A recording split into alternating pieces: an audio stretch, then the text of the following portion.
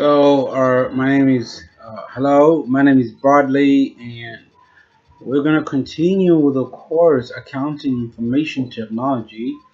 And this time we're looking at the accounting functions course, a topic called accounting functions.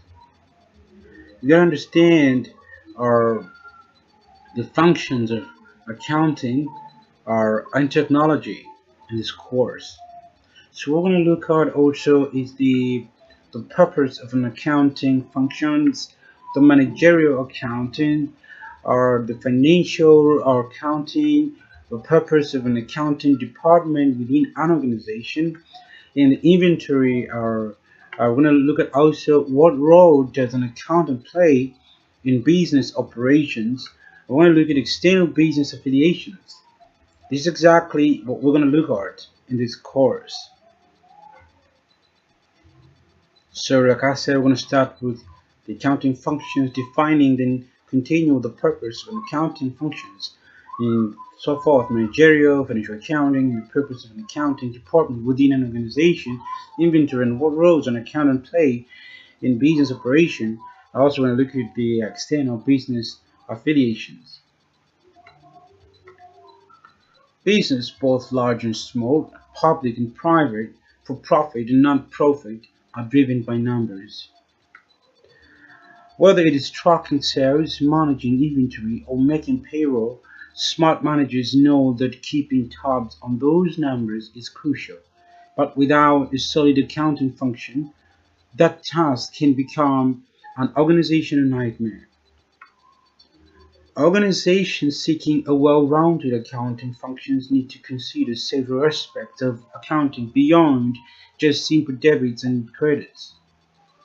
So you can see a table showing here as an example of our functions of accounting.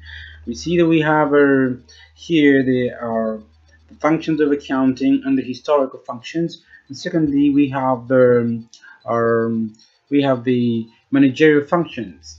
So the managerial functions are and the historical functions are not always are like the managerial functions don't give birth to so many things, so many are departments or results, but we see the historical functions gives birth to recording, classifying and summarizing and interpreting the historical functions. The purpose of an accounting functions. The primary purpose of an accounting functions is that of ongoing or financial or record keeping.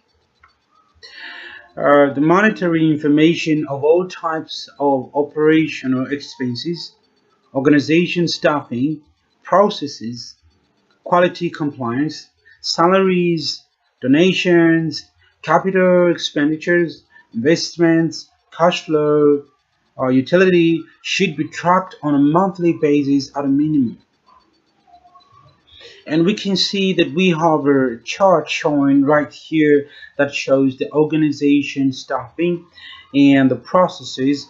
At the same time, we see the accounting functions are right here at the heart of the entire chart is accounting functions that gives birth to course system interface or gives birth to core system interface or as well as our you can see the quality compliance or the change management strategy. All these give birth to the same accounting functions, has a lot to do with the organization staffing, processes, costs, and our quality compliance and system interface, change management strategy.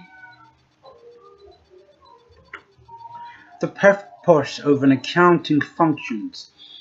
We see the ongoing result is the creation of an organization's financial history that can be used in variety of ways as it gives managers a snapshot of the firm's financial healthy and wealthy at any given time. We have a great example right here of the purpose of an accounting functions and what is the ongoing result for or this purpose. So we see that we have our you can see we have our the purpose of a strong accounting and financial functions So it's going around this way. We have improved results. Okay, the purpose of of a strong accounting function, financial function, is what we see here, that it's results, improved results. Then coming round again, we have the attract capital. Or also, the attract capital is the purpose of a strong accounting and financial functions that gives birth to survive and thrive. So if the company is surviving and thriving, I mean, it's better, than quitting and giving up. So without the purpose of the strong accounting and financial function, the company cannot survive. The two main forms of accounting, but the collected data are only meaningful if used. To use data properly, managers break the accounting function down into two primary forms: managerial accounting and financial accounting. So we understand here that there are managerial accounting and financial accounting. These are the two forms of accounting. While both rely on the same underlying financial data stream, their main difference lies in their focus on time orientation. With managerial accounting, the focus is eternal and looking forward. But financial accounting, the focus is external and looking back. So we see the internal part and the external part. We see the looking forward and the looking backwards. So we see that the managerial accounting's focus is the internal and looking forward. So managerial accounting looks forward, but the financial accounting is external and looks backwards. Then we have the managerial accounting. Our managerial accounting is used eternally for planning and for moving an organization forward in a financially sound manner. With this function, accountants look at the historical financial data stream as well as current economy and makes assumptions about trends and what these trends mean for the organization's future. We're going to look at the example of managerial accounting, the components of management accounting. You can see that we have the management accounting, CMA, right here, the management accounting that is giving birth to our internal auditing and the tax accounting and the financial accounting. So we see the chart showing, the table showing that the internal account, the chart shows the internal auditing, that the management accounting gives birth to the internal auditing, and also the tax accounting and the financial accounting. So in an organization, we need to focus. The management accounting focuses on the internal auditing and tax accounting and financial accounting. Now we see that from the management accounting also it gives birth to managerial accounting. Now on the moving forward part of the managerial accounting, we can see here that we have the cost accounting. We also goes back and gives birth to cost management, activity management, and our investment management. You see that it's looking at the moving forward of an organization, not just of the classifying of data and records or like that, but it's going just forward. It doesn't have much to do with the historical or accounting. It has a lot of historical functions. It has a lot to do with the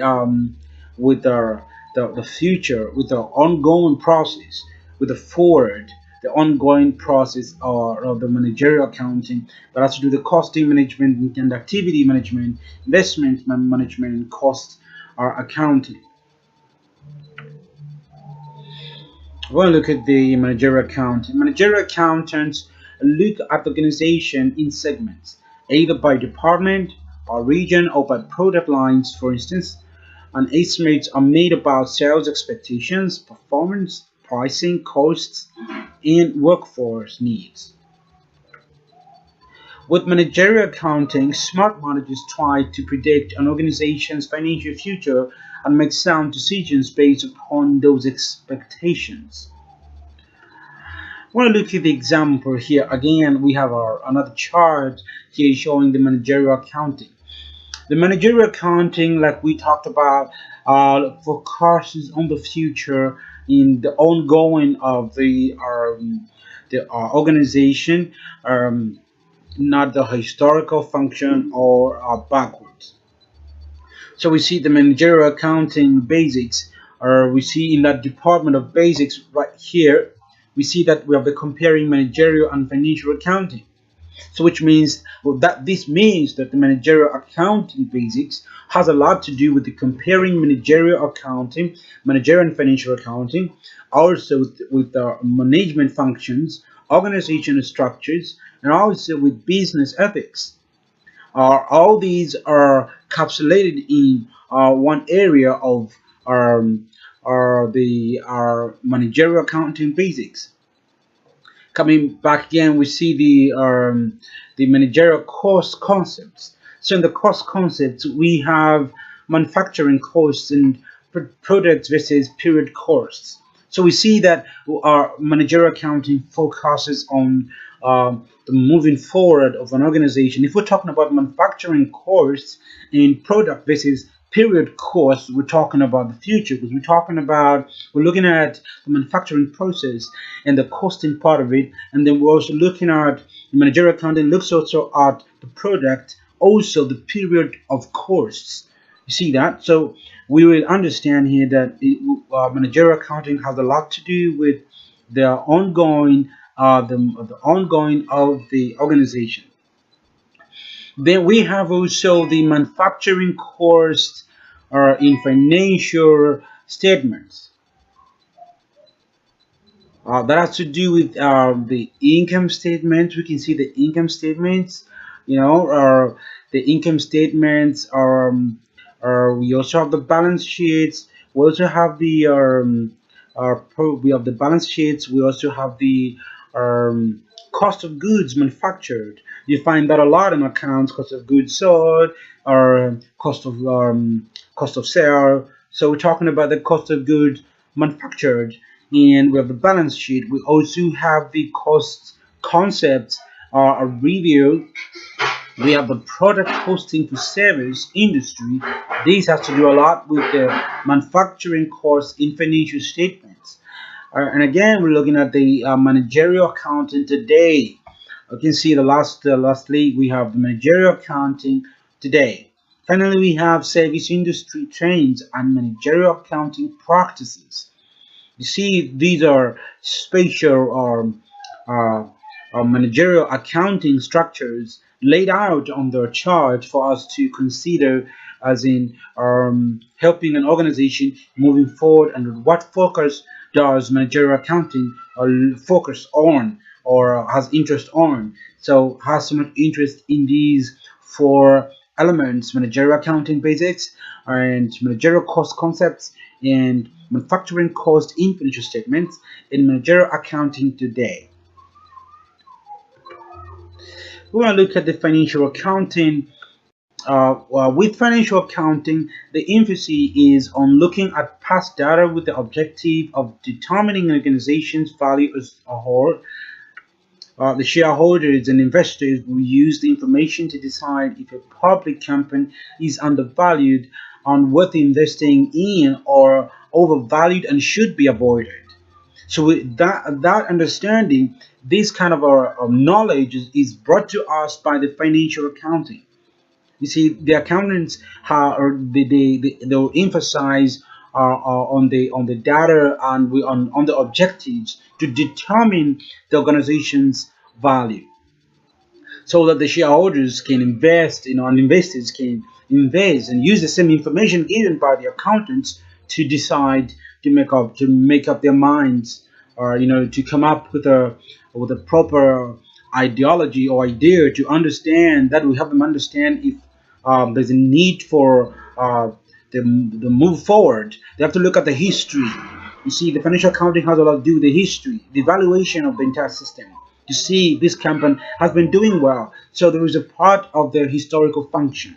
Like I said in the previous um, that the historical functions has a lot to do with the financial accounting. This is different from the managerial accounting, because with the historical functions, you're able to tell how the company has been doing and if the investors and shareholders should invest money in the organization. You have to look at the financial accounting, the statements. Creditors will use this same information to decide whether a non-profit organization is a good risk before lending money. They can use this for NGOs. If you want to give money, for example, creditors want to lend money to certain companies, they're going to use the financial accounting to determine if they can give them the money or not, if they're going to manage to pay back the money or they won't, based on their same historical function. Governmental agencies will use this same information to levy taxes for profit organizations. So here we understand that financial accounting has a lot to do with governmental agencies. Also, the governmental agencies can use the historical function to determine the taxes and at what percentage should people pay and how people respond when it comes to taxes. How do they respond? Even when they want to increase, the government wants to increase the taxes, they'll look at the historical functions. They'll look at the historical functions to see how people respond the last time we increase the taxes. Or so this is what they look at. Most importantly, though financial accounting is required and has its shared externally, it must be precise. Thus, financial accounting must conform with generally accepted accounting principles to avoid legal issues. Financial accounting also has a little bit of managerial accounting. However, since it is used internally, need not be quite so precise, nor is it mandatory. Thus, while organizations must report financially accurate information to the public, they remain free to do as they wish for internal planning purposes. Let's now look at the purpose of an accounting department within an organization. I like this part because you see, our developing a department without a purpose. I mean, it doesn't really show responsibility or accountability, or in an organization when you come up with our in an organization when you come up with departments, we're talking about the purpose. There must be a purpose, a reason for that department, so that the company can be helped. An accounting department provides accounting services and financial support to the organization it belongs to. The department records accounts payable and receivable, inventory, payroll, fixed assets, and all other financial elements. So we can see from this definition that the accounting department provides accounting services. What services are those? We're talking about financial support to the organization it belongs to. We're talking about the department that records accounts payable and receivable. We're talking about inventory. We're talking about payroll. We're talking about fixed assets. I'm going to explain to you as we go a lot about payroll and payable and receivable and the inventory and the fixed assets. The purpose of an accounting department within an organization. The department's accountants review the record of each department to determine the company's financial position and any changes required to run the organization cost effectively. An accounting department is a dedicated team of specialists who manage the finances of an organization. While not every member of the team will be certified public accountants, certified, to be an accountant, you must be like certified for you to really practice, as an accountant. So while not every member of the team will be certified public accountant, team members will generally have training in bookkeeping processes and procedures. So all you need in your organization is not a lot of our departments. You just need like one department or one person certified to do the books of accounts, and then you can employ other uncertified accountants to work along with the certified accountant. to run the bookkeeping and the processes and procedures. By developing an accounting department, a company can help ensure full transparency in its financial transactions, while also providing specialized, centralized support to other teams and managers. Which means this means that it's so necessary. It's very important that we should have our an accounting department. Very necessary. We need to have, because just because a company is making profit doesn't mean they're making losses. You can make profit but huge losses. But it's an accountant's responsibility to know how the company is doing.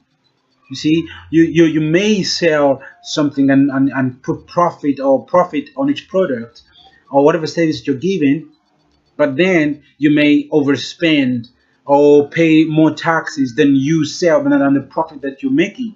I mean, that means you're making losses. The company's not doing fine. You see, so if you have a good accountant or certified good accountant, they will help in submitting taxes, levy taxes nicely, and be able to advise the company in the direction to go because of the taxations situation. Because you may find yourself paying a lot of money to the government and receiving little money in the end, making losses because of tax. Quality financial management can help ensure the ongoing health of a business. See, we're talking now about the quality way of financial management that can help ensure the ongoing health of a business. Some businesses are not healthy. They're working, yes, but they're sick. There's a problem with some organizations. When a company is struggling financially, that company is not healthy. It's not healthy.